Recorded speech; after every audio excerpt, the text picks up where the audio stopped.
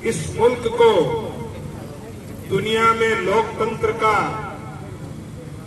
एक अग्रणी स्थान दिलाने वाले बाबा साहब भीमराव जी अम्बेडकर को मैं अपने दिल से और आप लोगों की सबकी तरफ से आज उनको इस अवसर पर अपनी ओर से श्रद्धांजलि अर्पित कर अपने आप को गौरवान्वित महसूस कर रहा हूं। साथियों, आज बाबा साहब के दिए हुए उस संविधान का करिश्मा है कि हमें जहां सीढ़ियों पे खड़ा नहीं होने दिया जा रहा था, आज हम वहां खड़े हैं जहां एक राजा भी खड़ा होता है और जहां एक भिखारी भी खड़ा होता है। ये देन है बाबा साहब की। अभी मेरे से पूर्व वक्ता सर्किल पर भाई श्री बजरंग जी शायद मेरे ख्याल से बोल रहे थे। उन्होंने एक विषय लिया और विषय ऐसा लिया कि जिसकी चोट संपूर्ण SC/ST के, संपूर्ण OBC के और संपूर्ण मुस्लिमों के और संपूर्ण जो अंतिम पंक्ति में बैठा है उन लोगों के जीवन स्तर को उठाने में बाधक निर्णय लिया गया है।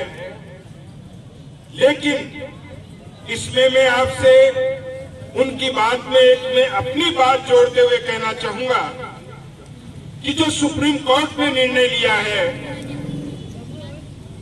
कोर्ट का निर्णय हमारे सर माथे पर। कोर्ट के निर्णय में हमें कहीं कोई संदेह नहीं, पर मैं बता देना चाहता हूं आपको इस मंच से कि संदेह कहां है। कोर्ट में कोई निर्णय, वहां जो कागज पेश किए जाते हैं, वहां जो तर्क पेश किए जाते हैं, वहां जो कोर्ट के सामने मटेरियल पेश किया जाता है, उसके आधार पर कोर्ट निर्णय लेता है। और हमारी मौजूदा सरकार ने, केंद्रीय सरकार ने वो मुद्दे इस तरह से घुमा के रखे कि कोर्ट को इस तरह का निर्णय लेना पड़ा। और आरक्षण पर चोट वो स्थिति पैदा कर सकती है कि जिसमें पिछड़ा, दलित, अंतिम पंक्ति में बैठा भारत का मध्यम वर्गीय लोग, ये सारे पीछे हो जाएंगे। इसलिए मैं इस मंच से ये निवेदन करना चाहूंगा कि केवल ज्ञापन देने से कुछ नहीं होगा, केवल हमें यहां धरना देने से कुछ नहीं होगा। हम सबको एक होकर हमारे ऊंच नीच के भेदभाव को मिटाकर, जाति पाति के भेदभाव को मिटाकर हमें एक होकर के और ऐसे समय जवाब देना पड़ेगा, हमारे बिखराव को खत्म करके ऐसे समय जवाब देना पड़ेगा जब हम में से कोई सत्ता में आए। जब तक गरीब सत्ता में नहीं पहुंचेगा, सत्ता का शिखर गरीब के हाथ में नहीं होगा। सत्ता का शिखर जिसने गरीब को, नीचे से वाले लोगों को देखा है, उसके हाथ में नहीं होगा। ये जो एसी में बैठ करके राज करते हैं, चाहे वो पदाधिकारी हैं और चाहे वो सरकारी कर्मचारी हैं, इन्होंने अपना जीवन सोने की चम्मच से शुरू किया है। मिट्टी में खेल करके जब लोग सरकारी कर्मचारी क्षेत्र में आएंगे और मिट्टी में खेला हुआ बच्चा जब राज में बैठेगा, उस दिन हमारा न्याय होगा और उनको वहां तक पहुंचाना हमारी जिम्मेदारी है। इसमें कोई शक नहीं, इसमें कोई शक नहीं। SC/ST, OBC और मुस्लिम वर्ग अगर एक बात ठान लें कि हम उसी व्यक्ति को वोट देंगे जो इस धरती से जुड़ा हुआ है, जो अपनी मजदूरी से जुड़ा हुआ है, जो अपने किसान कार्य से जुड़ा हुआ है, जो अपने मध्यम वर्ग के व्यापार से जुड़ा हुआ है। ऐसे आदमी को हम जिताने का अगर यहाँ संकल्प लेकर के उठते हैं तो हम हमारे उद्देश्य में सफल होते हैं। आज आप लोगों ने डीडवाना, आपके आह्वान पर डीडवाना बंद रहा, इसके लिए मैं डीडवाना के संपूर्ण व्यापारी बंधु, सब्जी व्यापारी बंधु, हाट ठेला संघ वगैरह जो भी डीडवाना के व्यक्तियों ने इस बंद में सहयोग किया है, उसको मैं इस मंच से धन्यवाद देना चाहूंगा, साधुवाद देना चाहूंगा, क्योंकि उन्होंने आज एक ऐसे कार्यक्रम का सहयोग किया है जो केवल अपने लिए संघर्ष नहीं कर रहा है। ऐसा संघ भीमसेना, जिसने अपने आरक्षण कार्यक्रम के साथ साथ एनआरसी, सीए, एनपीआर जैसे संविधान विरोधी कानूनों का विरोध का भी उद्देश्य रखा है। और ये उद्देश्य हमारे लिए समान रूप से है। मुझे कभी कभी हंसी आती है जब हमारे देश का प्रधानमंत्री, सम्मानीय प्रधानमंत्री, हमारे देश का सम्मानीय गृह मंत्री मंच पे खड़ा होकर के ये कहता है कि हमने तो ये कानून लोगों को राष्ट्रीयता देने के लिए पास किया है। मैं पूछना चाहता हूं कि हमारी राष्ट्रीयता छीनी किसने? आज तुम्हें देने की जरूरत पड़ी क्यों? पहले तुमने 15 लाख असमियों की राष्ट्रीयता छीन ली क्यों? कमजोर, दलित वर्ग, मुस्लिम वर्ग, जिसके पास पूरे अपने दस्तावेज नहीं थे, मैं पूछना चाहता हूं, क्या उन लोगों की, सब भाई बताना, ईमानदारी से बात बताना, कि क्या उनकी नागरिकता छीनी नहीं गई? हाथ खड़ा कीजिए कि क्या उनकी नागरिकता छीनी नहीं गई? छीनी नहीं है। अरे भाई, पहले नागरिकता छीनते हो और फिर गर्व से ये कहते हो कि हमने तो नागरिकता देने के लिए कानून बनाया है। क्या दे रहे हो?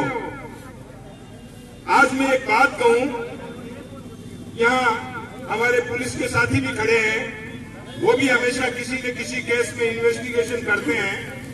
मैं आपसे एक बात पूछना चाहता हूं कि डीडवाना में चोरी होगी तो पुलिस चोर को तलाश करेगी या डीडवाना के संपूर्ण लोगों को एक लाइन में खड़ा करके कहेगी कि साबित करो कि तुम चोर नहीं हो?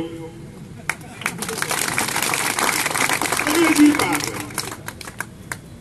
कि काम तो इस सरकार का ये था कि भारत में घुसपैठिया है कौन, उसको पकड़े। हमारे गृह मंत्री की जिम्मेदारी तो ये थी कि घुसपैठिया कौन, उसको वो पकड़े। उसकी बजाय भारतीयों को, यहाँ के मूल वासियों को, अरे एक लाइन में खड़ा कर दिया कि तुम साबित करो कि तुम भारतीय हो या नहीं। और उसके लिए कोई भी दस्तावेज पेश कर दो, मंजूर नहीं। किसी दस्तावेज में नाम में, स्पेलिंग में अंतर है तो मंजूर नहीं। आपके सारे कागजात मिल गए, आपके पिताजी का बर्थ डेट सर्टिफिकेट नहीं तो मंजूर नहीं। वोट लेने के लिए आते हैं, वोटर लिस्ट को प्रधान मानते हैं, वोटर लिस्ट में जिसका नाम है वो वोट दे सकता है, लेकिन वोटर लिस्ट से आप भारत के नागरिक नहीं। तो आखिर हम कैसे साबित करें कि हम भारत के नागरिक हैं? इसलिए हमारे बड़े लीडर्स ने ये ऐलान किया है कि जब भी एनपीआर के लिए कोई सरकारी कर्मचारी आए तो उससे प्रेम से बात करें, क्योंकि वो तो अपने में से ही है भाई। उसके साथ कोई दुर्व्यवहार नहीं करें। लेकिन वो अगर कोई भी डॉक्यूमेंट मांगता है तो उसे कहें कि हम तो भारतीय हैं, डॉक्यूमेंट ये है कि हम भारतीय हैं। हमें कोई डॉक्यूमेंट देने की जरूरत नहीं, अगर देंगे तो उससे प्रमाणित नहीं कर सकते। तो ये कानून में ऐसा कोई जो है प्रावधान नहीं है। मैं आपको यह डिक्लेयर करना चाहता हूं, कानून में ऐसा कोई प्रावधान नहीं है कि आपसे जबरदस्ती कोई डॉक्यूमेंट ले ले, ऐसा कोई प्रावधान नहीं। लेकिन अगर हमने गलती से दे दी तो उसका ऑपरेशन करना उनके हाथ में है, फिर हमारे हाथ में कुछ नहीं है। वरना वो अपने को नोटिस देंगे, ये चीज ला, ये चीज ला, ये चीज ला, मांगेंगे वो, और वरना हमें देंगे। अगर हमने डॉक्यूमेंट दे दिया तो उनको कुछ नहीं करना भाइयों, याद रखना, उनको खाली आपके नाम के आगे डी लिखना है, डाउटफुल। बस जिसको डाउटफुल लिख दिया समझ लो उसको नागरिकता साबित करनी पड़ेगी। और इस उलझाड़ में फंसे हुए आप लोग टीवी भी देखते हैं, व्हाट्सएप भी चलाते हैं, युवा लोग तो हमसे बहुत आगे हैं। हमारा तो जो है सारा सिस्टम ही खारिज हो चुका है, लेकिन युवा लोग बहुत एडवांस है। और मेरे सामने अधिकतर युवा शक्ति बैठी है। मैं इस युवा शक्ति को इस मंच से यह आह्वान करना चाहता हूं, संघर्ष करो, कभी पीछे मत हटना, लेकिन जोश रखो, कभी जोश में कमी मत आ देना। लेकिन मैं आपसे इस मंच से निवेदन करना चाहूंगा, चाहे आप बुजुर्ग मान करके सुन लें, चाहे इस मंच में मुझे अवसर दिया इसलिए सुन लें, कि हमेशा जोश में होश रखना है। और इसका सबूत अभी आपने देखा, दिल्ली में एक गुंडा हाथ में पिस्टल लेकर के हजारों लोगों के सामने फायर करता है, किसी के गोली भी लगती है। लेकिन मैं इस मंच से उन युवाओं को धन्यवाद देना चाहूंगा कि जिन्होंने गोली खाकर के भी उसके ऊपर प्रहार नहीं किया, उसको ये होना चाहिए मेरे इन युवाओं का किरदार, ये होना चाहिए मेरे युवाओं का संकल्प कि हम वो लोग हैं, हम इस जगह इसलिए खड़े हैं कि बाबा साहब अम्बेडकर ने हमें कुछ अधिकार दिए, लेकिन उन्हीं बाबा साहब अम्बेडकर ने हमें ये भी उसके अंदर कर्तव्यों और दायित्वों में ये भी लिखा कि हमारे कारण से किसी को कष्ट नहीं होना चाहिए और हम हिस्सा पे किसी हालत में नहीं उतरने चाहिए।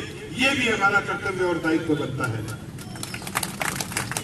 मुझे अति आवश्यक कार्य से